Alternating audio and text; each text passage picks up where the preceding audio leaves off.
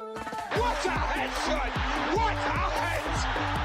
How's it, guys? This is Dayvy, FPL, and welcome back to the Fantasy Premier League video here on my channel. And in this video, I'm going to take you guys to my very own team selection for the upcoming Game Week 14. So now that Game Week 13 has concluded, talked about our transfer plan in a video on Monday, but there was unfortunately a game happening on Monday night, so we'll update you guys on the overall ranks as we take a quick look at Game Week 13's review. Then we're going to go straight into the transfer plan heading into Game Week 14, but first of all, going to give you guys some context about my current starting 11 and what transfers we could potentially make. Then to wrap it up, we're going to talk about my actual team selection and my captaincy going into the upcoming Game Week 14. So that's something you guys are interested in? Sit back, relax, and let's get straight into it.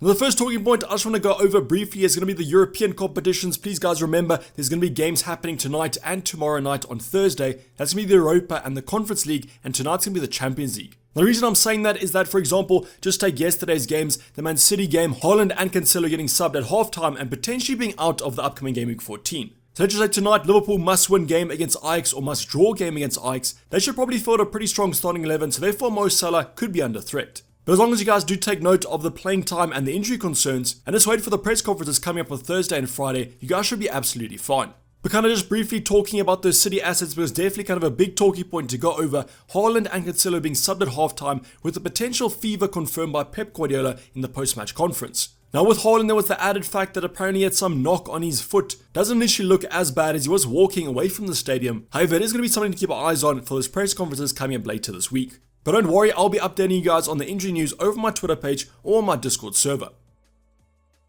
But now going on to the Game Week 13 review, and as the Monday night game kind of concluded, West Ham vs Bournemouth, that's going to obviously have changed our score. As you guys can see, 75 points currently, 60 points in the transfer plan on Sunday, and we only had one player featuring. But I'll talk about that specific option as we go over our starting 11. Going to start off though with a nice little green arrow up to about 141k places, so we almost halved the rank in Game Week 13. Now the reason for that was that 75 points, but the Game Week rank, just look at that, 225k, super high Game Week rank. So really happy with that Game Week rank, and we got pretty lucky this Game Week. Now in terms of the overall points, 771 points, and in terms of the overall rank, I'm kind of aiming to get into the top 100k by Game Week 16. As you guys know, from Game Week 16 to Game Week 17, it's going to be the World Cup, so to go into the World Cup with a top 100k rank will be really nice. Now before we go on to my starting 11, please let me know how you guys got on in Game Week 13. If you had a similar team to myself, probably had a pretty good Game Week, but I've seen some very bad scores unfortunately, so don't worry too much. Then last of all, in terms of the transfer plan, one free transfer and just under 3 million left in the bank, so quite a significant upgrade can be made. But let's go on to the Game Week 13 team review, and in terms of our bench, was pretty happy with how the bench kind of turned out. We benched Nick Pope for his 2-pointer,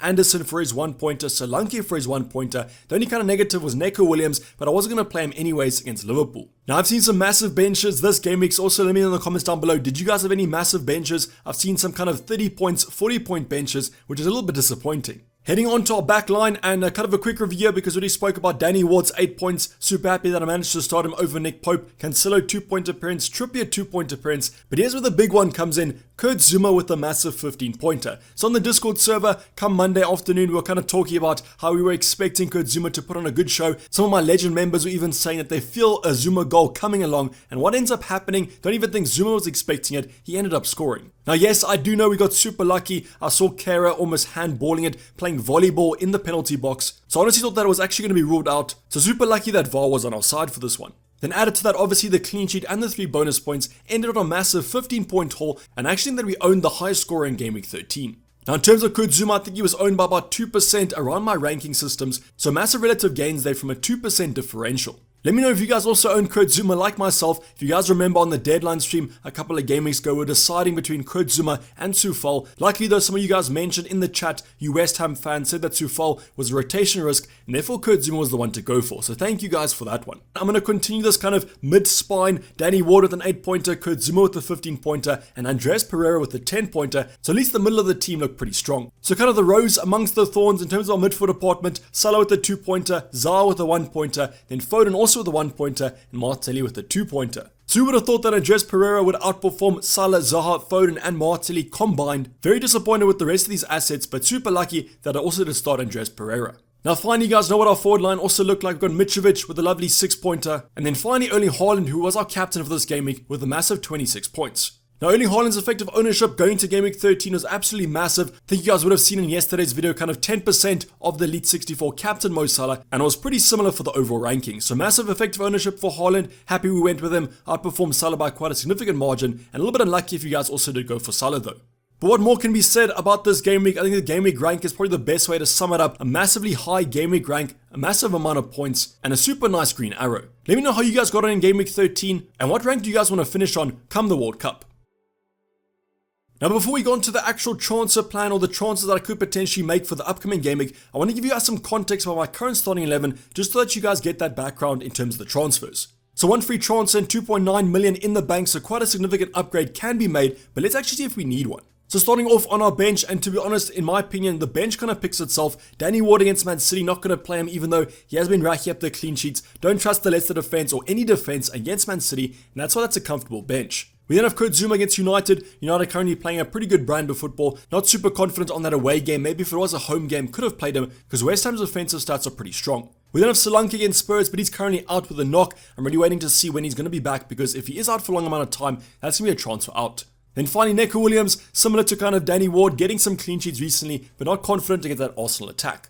Then heading on to our starting 11, and because we're benching Danny Ward, Nick Pope is going to get the nod. Aston Villa at home, great fixture on paper, however, after losing Stevie G, beating Brentford 4-0, does worry me slightly. But the Newcastle defense is pretty secure, and that's how I'm fine with Nick Pope, and even if he does lose the clean sheet, maybe he can get us a few save points. Then our back three, the first option is going to be Cancelo, a little bit worried about his potential rotation at half-time yesterday, but I'm fairly certain that he should be back for the upcoming game week.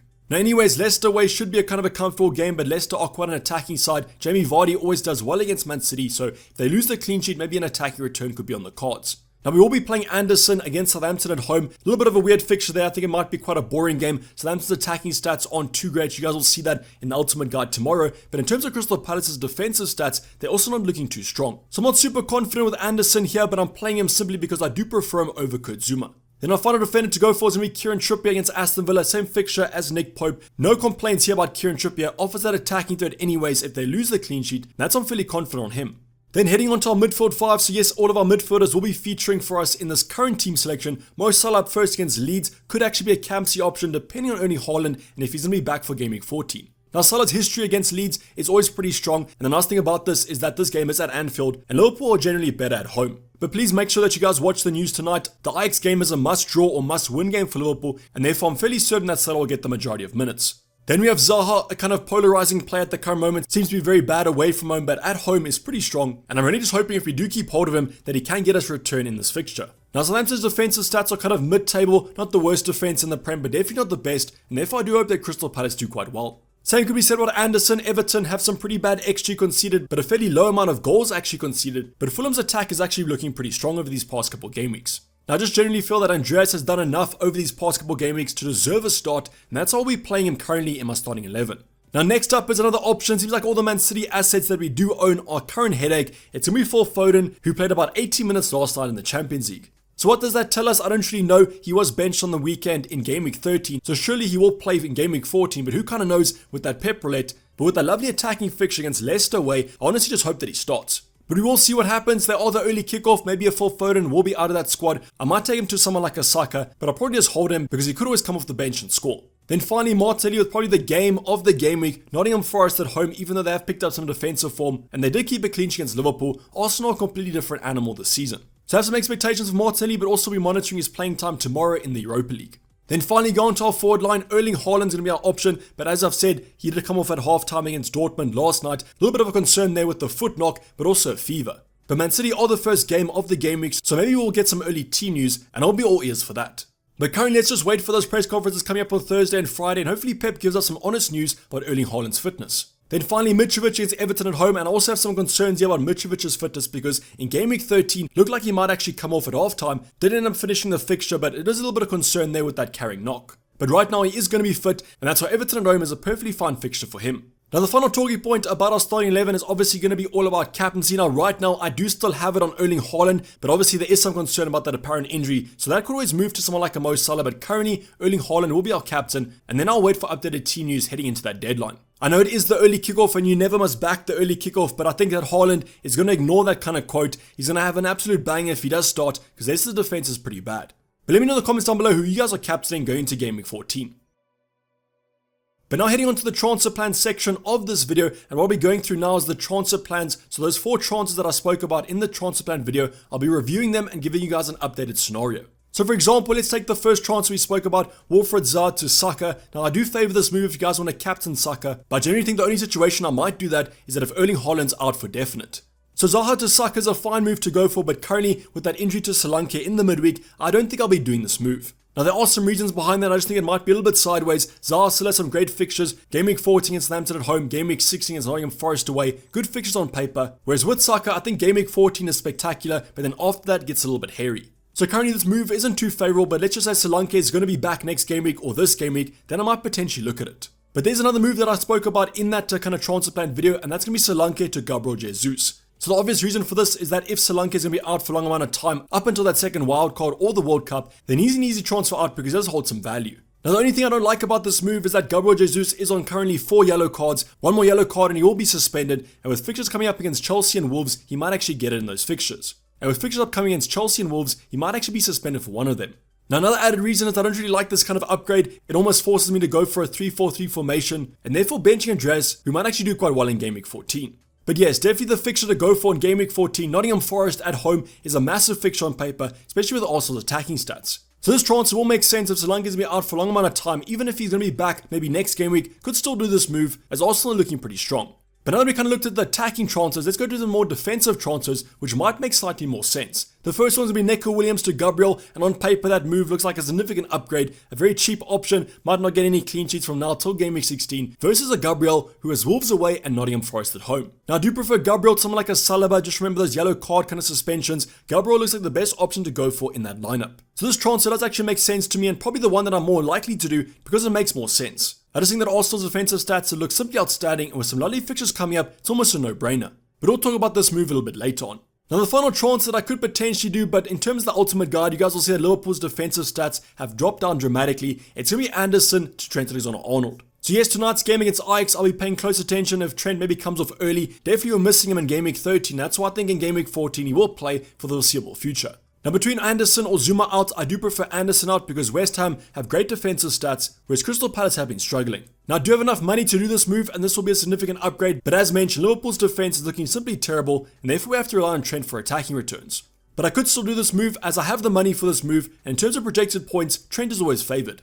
But out of these 4 transfers, which do you guys think is going to be the best move to go for? And I think you guys can understand why I wasn't too hot on bringing Saka in for Zaha, as there are some other areas that we have to improve on.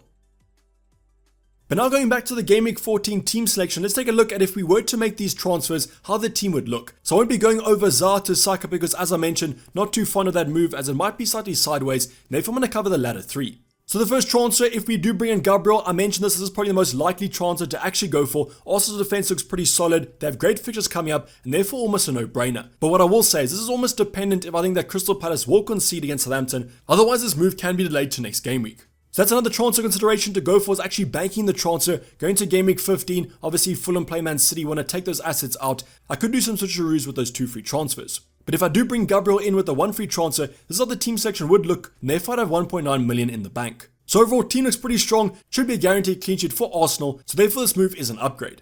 Now similar situation if we do go for Trent Alexander-Arnold, the only difference is now I'll still have Neco Williams on our bench, and I have 0.2 left in the bank. So Leeds at home is a fine fixture, but I do think from an attacking point of view, might not be as favoured, but Leeds look simply bad on form. So there could always be a clean sheet for Trent, and the attacking threat is always going to be there, so massive all could be on the cards.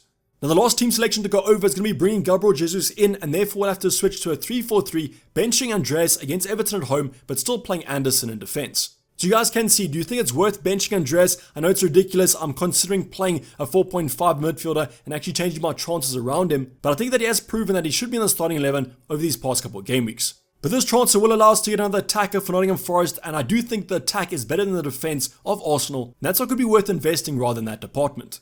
So overall, you guys have seen 3 kind of team selections. The first one with Gabriel looks most likely, but there are 2 other routes that I can go, including the one that you guys see on screen here. Let me know in the comments down below what you guys do prefer, and there could always be some variations. Instead of going for a Jesus, could obviously go for a Callum Wilson, that sort of thing, but I'll talk about that in tomorrow's video. But this is basically a wrap of the video, guys. Hopefully you did enjoy it. Please like if you didn't subscribe if you haven't subscribed yet. I'll be seeing you guys for the ultimate guide tomorrow, and then a final team selection coming up on Friday, as I can't do the deadline stream this weekend. But I'm going to sign off Dayvy FPL, and I'm out. Cheers, bye.